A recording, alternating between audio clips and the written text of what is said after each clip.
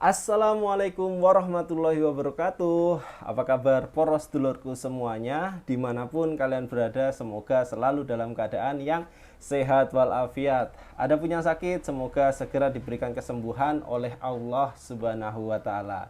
Oke, dan saya tidak lupa juga untuk selalu mengingatkan, selalu memakai masker, dan juga patuhi protokol COVID-19 agar kita selalu terhindar dari virus corona dimanapun kita berada. Oke, jadi di video kali ini adalah video untuk adik-adikku yang ada di SMK saat ini, yang mungkin saat ini kalian sudah berada di kelas 3, oke nggak apa-apa. Tapi untuk kalian yang masih berada di kelas 2 dan kelas 1 atau bahkan yang masih di SMP, kalian sangat beruntung sekali kalau kalian nonton video ini. Karena apa? Jadi di video kali ini saya ingin membahas terkait hal-hal yang harus dilakukan saat di pendidikan SMK agar nanti ketika sudah lulus dari SMK melamar kerja itu bisa sukses seperti itu. Jadi kita akan bahas persiapan apa yang harus dilakukan waktu di sekolah SMK untuk sukses melamar kerja di pabrik-pabrik otomotif di Indonesia.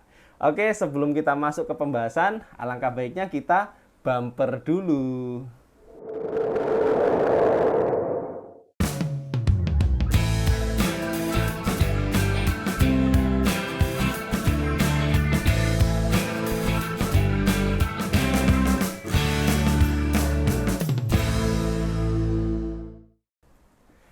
Oke adik-adikku semuanya, jadi saat kita atau saat adik-adikku itu berada di sekolah SMK, ada hal-hal yang harus kalian lakukan. Jadi hal-hal ini akan membuat kalian itu nanti akan mulus untuk menjalani proses melamar kerja ataupun interview kerja saat sudah lulus dari SMK. Nah, hal-hal itu adalah yang pertama. Jadi kalian itu harus mempelajari ilmu pengetahuan yang diajarkan di jurusan itu sebaik-baiknya. Jadi ketika kalian berada di sekolah SMK, ilmu-ilmu pengetahuan yang ada di sana itu harus benar-benar kalian pelajari semaksimal mungkin. Jadi misalkan matematika, bahasa Inggris, bahasa Indonesia, itu tuh kalian harus benar-benar sudah ngelotok seperti itu. Karena kalau matematika itu pasti nanti akan kalian bisa pakai saat mungkin psikotes karena ada ibaratnya perhitungan-perhitungan di sana dan lain sebagainya. Terus juga keilmuan-keilmuan yang ada di pengetahuan terkait dengan praktek-praktek yang ada di jurusan kalian gitu. Jadi kalau kalian jurusannya permesinan atau kalian jurusannya itu otomotif, kalian juga harus mempunyai pengetahuan-pengetahuan yang final gitu. Jadi ketika kalian diajarkan misalnya gambar teknik di permesinan, kalian harus benar-benar bisa memahami apa sih itu pandangan geometri, apa sih itu pandangan apa ibaratnya Eropa, pandangan Amerika, apa sih itu pandangan atas. Nah, jadi kalian harus benar-benar bisa menguasainya. Atau kalau misalnya terkait dengan alat ukur yang kalian pakai di SMK itu kalian harus benar-benar menguasainya secara teori maupun secara praktek. Kalaupun saat ini sedang pandemi COVID seperti ini dan kalian nggak bisa praktek, oke, no problem. Pasti perusahaan-perusahaan yang nanti akan kalian lamar, akan kalian jalani proses perekrutannya, itu pasti juga akan memberikan kelonggaran karena memang kalian adalah ibaratnya lulusan di era COVID-19 yang notabene prakteknya itu nggak banyak seperti itu. Jadi minimal secara teori kalian bisa tahu, misalnya kayak jangka sorong ketelitian 0,05 itu tuh kalau dikonversi ke mikron itu tuh berapa? Jadi 0,05 gitu. Jadi di situ ada 50 mikron ketelitiannya. Atau misalkan mikrometer ketelitian 0,02. Nah, itu tuh berapa mikron? Dan cara pakainya itu untuk apa? Minimal secara teori kalian itu memahami dan juga bisa menjelaskan. Karena itu nanti akan benar-benar ditanya, dikupas tuntas saat interview seperti itu. Oke, yang kedua itu adalah mampu menguasai skill praktek di jurusannya. Nah, ini memang agak sulit ya saat ini ya. Jadi kalau menguasai skill praktek di jurusan itu tuh di era COVID-19 ini di tahun 2020, 2021 sepertinya masih sangat sulit. Tapi ya sudah minimal yang saya sebutkan tadi, kalian mampu menguasai teorinya. Jadi misalkan nih kayak jurusan permesinan lagi nih. Saya contohnya jurusan permesinan karena memang saya itu lulusan jurusan permesinan. Kalian minimal mempunyai pengetahuan walaupun prakteknya nggak pernah, misalnya kalian nggak pernah praktek mesin milling, mesin bubut, mesin CNC, kalian nggak praktek itu, tapi minimal kalian bisa menjelaskan. Contohnya misalnya di mesin milling itu ada apa saja di sana, pergerakannya menggunakan apa, ketika kanan dan ke kiri menggunakan table, ketika maju mundur menggunakan saddle, ketika naik turun menggunakan keni. Nah di situ kalian harus bisa menjelaskan terkait dengan equipment yang ada di mesin milling, ataupun contohnya misalnya di jurusan otomotif. Jadi kalian bisa menjelaskan bagaimana caranya membongkar secara teori.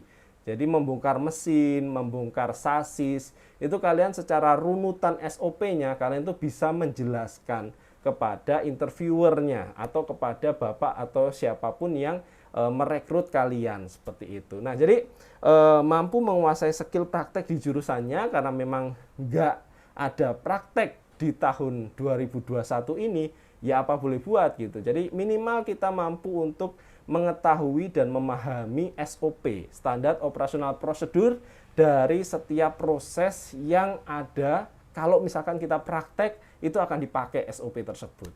Oke, jadi semoga paham ya di poin kedua ini.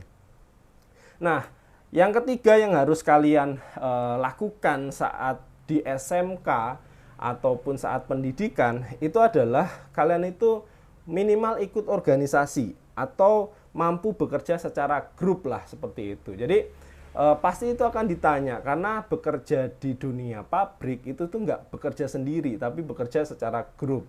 Kita ada land di sana, jadi kita harus bisa ibaratnya menghormati satu dengan yang lainnya. Nah kalau kita misalnya pernah menjadi bagian dari OSIS atau pernah menjadi ketua misalkan ekstrakurikuler pramuka ataupun PMR. Nah, kita menjadi orang yang berada di organisasi-organisasi tersebut.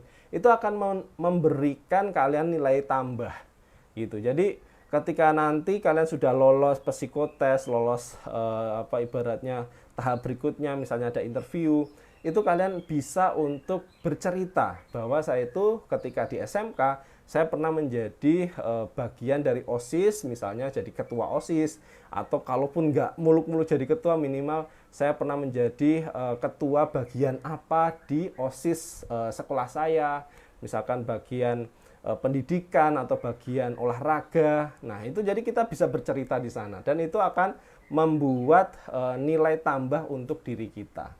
Dan yang terakhir, ini adalah yang paling sangat ibaratnya itu krusial gitu. Jadi ini benar-benar harus kalian maintain, kalian jaga di era-era saat ini. Itu adalah sehat secara fisik dan fungsi-fungsi organ tubuh gitu. Jadi ini benar-benar kalau mau kerja di pabrik pinter saja nggak cukup. Kalau mau kerja di pabrik bisa organisasi saja nggak cukup. Kalau mau kerja di pabrik, 4 hal ini harus kalian punyai.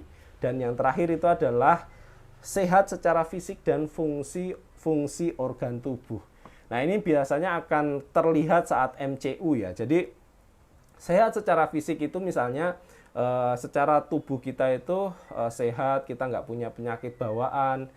Misalnya contohnya ibaratnya kayak diabetes atau kadar gula yang di masa kita saat ini sudah tinggi gitu, itu tuh jangan sampai gitu. Jadi kita harus menjaga pola makan kita harus menjaga pola olahraga kita, dan yang terakhir ini adalah kita harus menjaga pola penggunaan gadget kita. Nah ini memang sangat-sangat ibaratnya kontraproduktif gitu. Jadi ibaratnya kita saat ini harus selalu memakai gadget, selalu berada di depan laptop, tapi saat kita melamar kerja, kita itu dituntut untuk sehat secara fisik semuanya gitu. Jadi secara pandangan kita sehat gitu. Jadi kalau misalnya jangan sampai kita itu terlalu minusnya itu terlalu banyak gitu.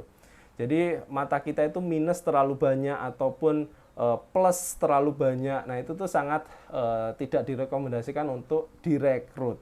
Misalnya kayak kita itu visus udah besar gitu. Misalkan minus 3, minus 4. Nah, itu tuh jangan sampai gitu.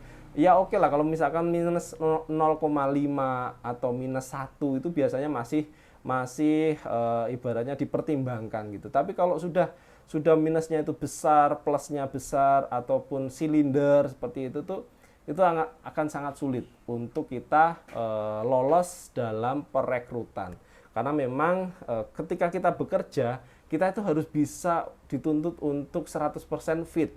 Jadi kita misalnya, kita harus bisa membedakan mana kabel warna kuning, warna orange, warna pink. Nah itu. Jadi kalau kita ibaratnya matanya sudah ibaratnya matanya itu sudah agak sakit gitu. Jadi plusnya kebanyakan atau silindernya kebanyakan atau minusnya kebanyakan, itu pasti akan sangat tidak bisa untuk bekerja di tempat-tempat seperti itu.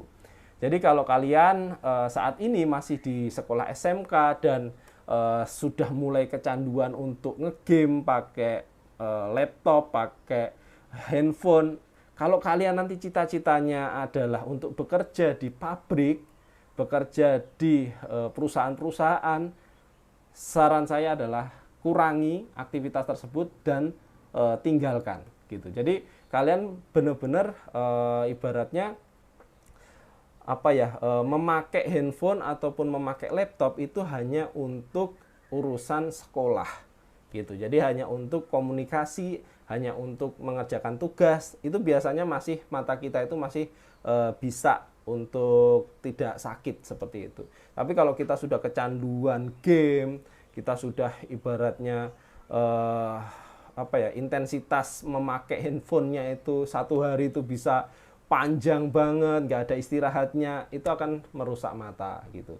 Jadi kalau ngegame silahkan, kalau misalkan punya cita-cita saya pengen jadi gamers, ya nggak apa-apa gitu. Jadi ketika kalian SMK pengen jadi gamers, ya sudah, kalian ibaratnya fokus pada ngegame tersebut gitu.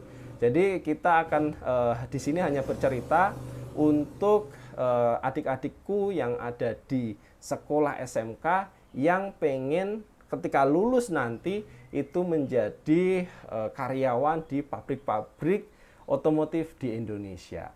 Oke, jadi semoga sharing singkat ini bermanfaat untuk adik-adikku yang saat ini berada di kelas 3. Mungkin ibaratnya, waduh saya tinggal sedikit lagi kok videonya baru keluar ini. Ya, tapi nggak apa-apa lah. Jadi masih ada waktu untuk kalian mempersiapkan diri. Tapi untuk yang masih kelas 2, masih kelas 1, ataupun masih SMP, kalian sangat beruntung sekali karena nonton video ini di saat ini gitu. Jadi kalian masih ada long time untuk mempersiapkan apapun yang harus disiapkan untuk menjadi seorang pekerja di pabrik-pabrik otomotif terbesar di Indonesia gitu. Jadi oke, semoga sharing saya di sore hari ini ataupun di kesempatan kali ini, karena saat ini juga sudah sore memang. Jadi semoga sharing saya di kesempatan kali ini bermanfaat untuk adik-adikku yang masih berada di sekolah SMK ataupun yang lain-lainnya, atau bapak ibunya nanti bisa disaringkan kepada anaknya agar kelak kalau misalkan bercita-cita untuk masuk ke dunia industri otomotif atau pabrik-pabrik otomotif di Indonesia ataupun di luar negeri, misalkan pemagangan Jepang ataupun pemagangan Korea gitu, jadi bisa lancar dalam proses mencari kerjanya. Dan terakhir, mohon maaf bila banyak tutur kata yang tidak berkenan di video ini, saya mohon dibukakan pintu maaf yang sebesar-besarnya. Dan terakhir, salam para pencari modal, salam para pencari ilmu. Wassalamualaikum warahmatullahi wabarakatuh. Kita ketemu di video berikutnya. Dadah, terima kasih.